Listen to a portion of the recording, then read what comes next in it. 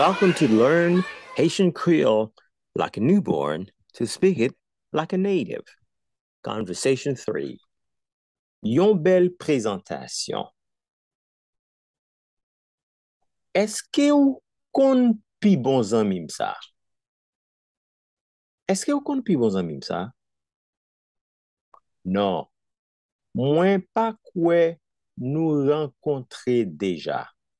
Non. Mwen pa kwe nou renkontre deja. Ki te mwen prezante ou li? Ça, c'est Jean. Qui t'aime présenter ou li? Ça, c'est Jean.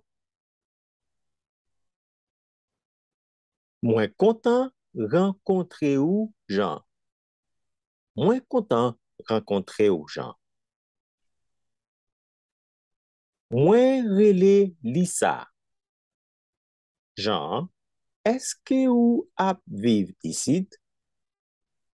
Moins relé Lisa. Jean, est-ce que ou ap vive ici? Oui, moins ap vive ici. Moins te quitté Miami, ça fait quelques années de ça. Oui, ma vive ici. Moi, te quitté Miami, ça fait quelques années de ça. Comment vous trouvez Indiana? Comment trouver Indiana? Moi, remè li en pile. Li tellement différent de Miami. Moi, remè en pile. Li tellement différent de Miami.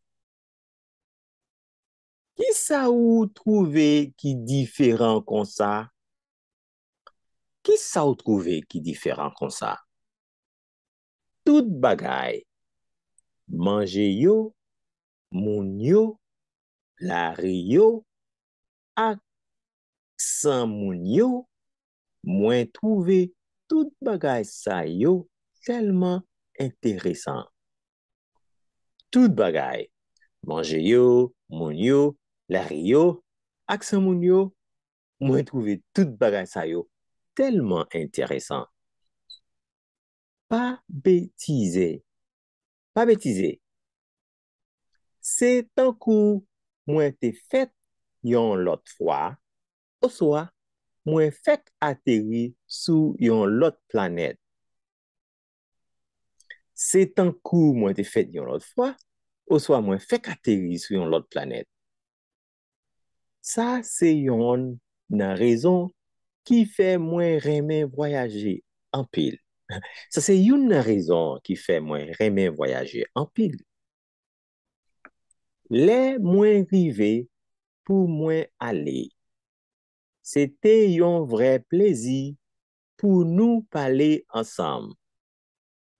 L'aime rive pour m'aller.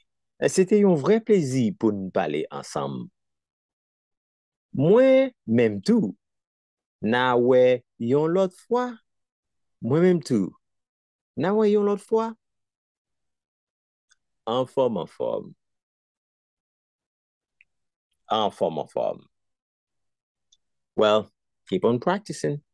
Listen to it as often as you must. Repeat, and you may even want to record yourself to see your progress. Believe me, the secret is in the repetition. But don't forget to like, subscribe, and share. We would appreciate it. Thank you.